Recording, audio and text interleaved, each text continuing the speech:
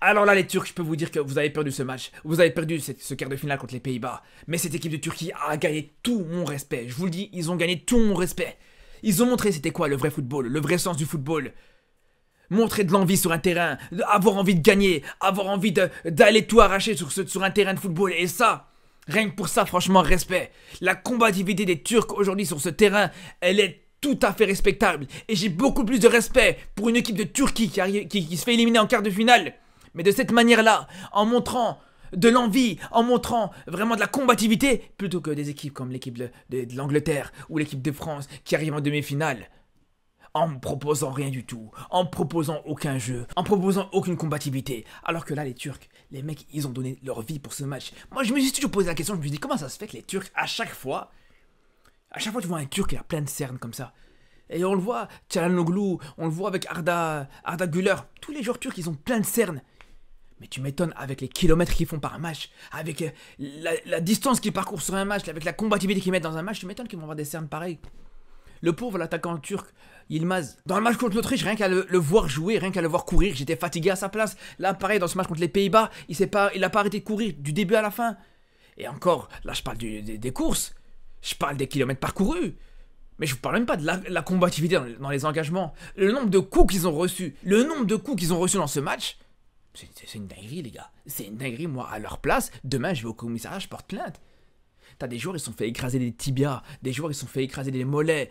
Ils étaient... Je pense qu'à la fin du match, ils auront des séquelles d'office. D'office, ils auront des séquelles, ils auront des balafres partout dans leurs jambes. De toute façon, à partir du moment où tu vois que cette équipe et ces joueurs-là, et ces joueurs turcs, ils sont capables de mettre la tête là où nous-mêmes, on mettrait même pas le pied, c'est là où ça donne tout le sens. C'est là où tu vois cette combativité. C'est là où tu vois cette grinta, cette envie, et ça donne tout le sens au football. Et encore une fois, contrairement à certaines grandes nations, comme la France ou l'Angleterre, qui à côté de ça, les gars, je vous dis, t'as vraiment l'impression que tu regardes un autre sport, c'est pas possible. Ces équipes-là qui jouent pour aller au tir au but, là c'est pas la même chose. Là les Turcs, ils auraient pu se dire on va attendre d'aller au tir au but, on va essayer de rester tenir, de rester solide sur tout le début du match, et pourquoi pas aller chercher des prolongations, voir des tirs au but, non. Ils ont cherché à marquer, ils ont cherché à aller ouvrir le score le plus rapidement possible. Et c'est pas pour rien que juste derrière, ils se procurent plus d'occasions que les Pays-Bas, plus de tirs que les Pays-Bas. Ils ont même un poteau dans ce match qui aurait pu finir au fond sur la frappe d'Arda Güler. Et c'est pas pour rien, les gars. C'est pas pour rien, parce que voilà, comme je vous dis, ils se sont pas contentés d'espérer attendre les tirs au but. Et pourtant, je suis persuadé, je vous le dis la vérité, hein, je suis persuadé que s'ils vont au tir au but, la Turquie gagne. Alors, je suis même sûr et certain. Mais malgré ça, je vous le dis, malgré ça, ils ont joué. Ils ont tout donné. Et c'est pour ça que je vous dis, j'ai plus de respect pour une équipe comme ça, qui a joué, qui a tout donné, qui a essayé. Et que derrière, voilà, ils sont sortis, ils se sont fait éliminer, voilà, c'est le football, c'est comme ça. Plutôt qu'une équipe comme l'équipe de France qui arrive en demi-finale sans marquer un but. Et commence à pas me dire, ouais, ils ont marqué, ouais, mais ils ont sans marquer un but, les gars. Tout simplement. Et moi, je vous dis, de toute façon, c'est simple, les gars, dans ce euro, t'as deux équipes qui représentent le vrai sens du football. T'as l'Espagne par rapport au jeu, par rapport à l'aspect tactique, c'est monstrueux par rapport au jeu, par rapport à la qualité technique. Et t'as la Turquie par rapport aux émotions, la combativité et tout ça. Tout simplement, les gars. Tout simplement. Et aujourd'hui, on pourra me dire autant qu'on veut, ouais, non, mais t'es aigri, ouais, mais non, mais t'as le seum, ouais, on peut me dire ce qu'on veut. Mais le vrai football, les gars, c'est ça. C'est ces équipes-là. Ces équipes-là qui donnent envie à des gens de s'intéresser à ce sport. C'est pas des équipes comme la France ou l'Angleterre, encore une fois, qui cherchent à jouer les tirs au but. Les équipes de France ou de l'Angleterre qui arrivent en demi-finale, tu sais même pas comment. Qui arrivent en demi-finale en ayant une moins bonne attaque que la Géorgie ou que l'Autriche. Et vous pouvez me dire autant que vous voulez, ouais, non, t'es aigri, t'as le seum, mais les gars, c'est la vérité. C'est la vérité. Et à la limite, j'ai envie de vous dire, une équipe comme la Turquie, si dans ce match-là, ou même si dans tout l'Euro, les mecs, tu les vois, ils veulent juste défendre. Ils laissent totalement le ballon à l'adversaire. Ils montrent aucune envie, aucune envie de vouloir garder le ballon, etc. Je leur en veux même pas. Je leur en veux même pas, étant donné le manque de qualité qu'ils ont, avec tout le respect qu'on a pour leur équipe. Ça aurait été légitime. Mais encore une fois, quand t'as des artistes comme Bellingham, comme Kane, comme Foden, comme Saka côté anglais, et pareil pour les artistes côté français avec Mbappé, Griezmann, et on peut s'arrêter là. On peut rajouter Dembélé si vous voulez, on peut rajouter plein d'autres joueurs, mais bref. Des équipes avec des artistes pareils, c'est eux qui doivent être le divertissement de cet euro, les frères. C'est eux qui doivent être le divertissement. C'est pas la Turquie. C'est pas... Même l'Espagne, c'est pas normal que ce soit l'Espagne le divertissement de cet euro. Parce que quand on compare, et on en reparlera dans les prochains jours, on va pas s'intéresser à ces matchs-là pour l'instant, mais quand on compare l'équipe de France et l'équipe d'Espagne en termes de qualité, je suis désolé les gars, mais l'Espagne, c'est l'équipe la plus forte de l'euro, peut-être, mais c'est pas la meilleure équipe en termes de qualité intrinsèque, en termes de qualité individuelle, c'est pas l'équipe qui a les meilleurs joueurs. Normalement, dans la logique des choses, ça doit être, comme je vous dis, la France ou l'Angleterre qui doivent être le divertissement de cet euro. Mais bref, voilà. Je m'attarde beaucoup sur ces équipes-là, sur la France et sur l'Angleterre. Donc ouais, c'est volontaire. Donc commencez même pas à me dire, ouais, mais c'est un match de la Turquie, tu parles de la France et de l'Angleterre. Les gars, commencez pas à rendre fou par rapport à ça. Ça, c'est une première chose. Deuxième chose, c'est pas fini. C'est pas fini. Et tant que tu auras des Southgate à la tête de l'équipe d'Angleterre qui proposera un jeu aussi mauvais, aussi dégueulasse, et tant que tu auras un Deschamps à la tête de l'équipe de France qui proposera un jeu aussi criminel, je vous le dis les gars, je continuerai à me battre contre ça les gars. Je continuerai à me battre contre ça, contre ces poisons du football. Je vous le dis. Tout simplement, c'est aussi simple que ça.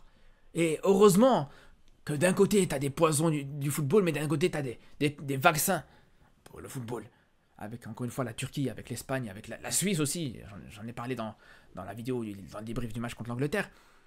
Mais bref, tout ça pour dire les gars, encore une fois, respect aux Turcs. Après, dans tous les cas, et j'en suis même persuadé, j'en suis même sûr et certain que, ok, les Turcs, ils ont perdu. Ils se sont fait éliminer dans ce quart de finale de l'Euro 2024.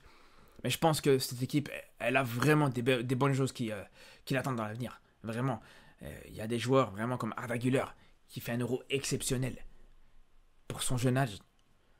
Il y a encore du déchet, bien sûr, et encore des mauvais choix. C'est logique. Mais il était à deux doigts de sortir le meilleur coup franc, le plus beau coup franc de cet Euro. Le seul coup franc direct qui aurait été tiré dans cet Euro, si je dis pas de bêtises, ou qui aurait été marqué plus dans cet Euro. T'as des jeunes joueurs comme Kadayoulou qui est exceptionnel. Le latéral gauche qui va pas rester à faire un match très longtemps. Pareil pour l'attaquant Yilmaz, qui fait un Euro incroyable en termes de volume de jeu, en termes de combativité, en termes de qualité technique aussi. Cette capacité à chaque fois à partir en contre-attaque, à pouvoir partir en contre-attaque, et surtout, avoir cette capacité à pouvoir faire les différences, à garder cette lucidité, à réussir des dribbles malgré qu'il est en fin de course, malgré qu'il est en fin de match, malgré qu'il est fatigué tout simplement. Même chose pour Yildiz qui fait un très bon match, et lui aussi sort une très belle frappe et l'une des plus belles occasions de ce match-là. D'ailleurs, j'hésite, je sais plus si c'est lui ou si c'est justement Güler qui fait le poteau. Je pense que c'est Yildiz d'ailleurs qui fait le poteau, c'est pas Güler, je me suis trompé. Mais dans tous les cas, voilà, là aussi t'as de la qualité. Donc vraiment, c'est encourageant pour la suite. Et quand tu vois et quand tu te rappelles de l'Euro 2021 de la Turquie qui était un Euro honteux, on en parlait justement pendant le live, pendant le match de la Turquie. La Turquie était clairement la pire équipe de cet Euro. Si on regarde le nombre de buts, le nombre de points, le nombre de buts et la différence de buts, la Turquie finit derrière la Macédoine du Nord en tant que pire équipe de l'Euro 2021. Et là, c'est différent, les gars. Là, c'est totalement différent. La Turquie, vraiment, c'est une sensation énorme dans cet Euro. Et j'ai envie de vous dire, les gars, et je le dis à chaque fois, je l'ai dit avant le match de l'Autriche, et je l'ai dit avant ce match des Pays-Bas, les matchs de la Turquie, ils vont pas se finir aux prolongations. Et je l'ai dit à chaque fois que ces matchs-là, ils vont être spectaculaires, ils vont être divertissants, et à chaque fois, je me trompe pas par rapport à ça. Et c'est pas pour rien que je voyais d'ailleurs la Turquie se qualifier contre les Pays-Bas. Je l'avais dit dans ma vidéo de pronostic, que si la Turquie montrait la même combativité, la même envie que contre l'Autriche, pour moi, ils pouvaient faire mal à n'importe qui quasiment. Et ils ont fait mal à n'importe qui, en l'occurrence aux Pays-Bas pour le coup. Après, c'est vrai qu'au moment où j'ai fait mon pronostic, je n'étais pas forcément censé savoir que Demiral allait être suspendu. D'ailleurs, ça c'est une sombre affaire, les gars, je vous dis la vérité. Alors, est-ce que les accusations sur son geste, elles sont vraies ou pas? Je sais pas. Je connais pas ce geste, je connais pas suffisamment l'histoire de la Turquie et la culture turque de manière générale pour pouvoir juger là-dessus. C'est pour ça que j'en ai pas parlé en vidéo. Mais tout ça pour dire, les gars, dans tous les cas, ça a été un manque énorme dans cette défense turque. Quand on voit le premier but néerlandais, c'est sûr et certain qu'on se dit que Demiral aurait vraiment été intéressant, justement dans son apport dans le domaine aérien défensif de cette équipe de Turquie. Pareil sur plusieurs corners qui ont été frappés côté turc. Des fois, on sentait son absence pour le coup. Et voilà, encore une fois, malgré tout, ça n'empêche pas que la Turquie sort la tête haute de cet Euro, et ça, c'est ce qu'on retiendra. Sur ce, on se dit à très vite justement pour reparler des prochains matchs de l'Euro, comme je vous disais, avec ce France-Espagne qui arrive, avec ce Angleterre-Pays-Bas qui arrive aussi. On aura l'occasion de faire les pronostics pour les demi-finales. Donc on se retrouve très très vite pour de nouvelles vidéos, et surtout d'ici là, prenez soin de vous.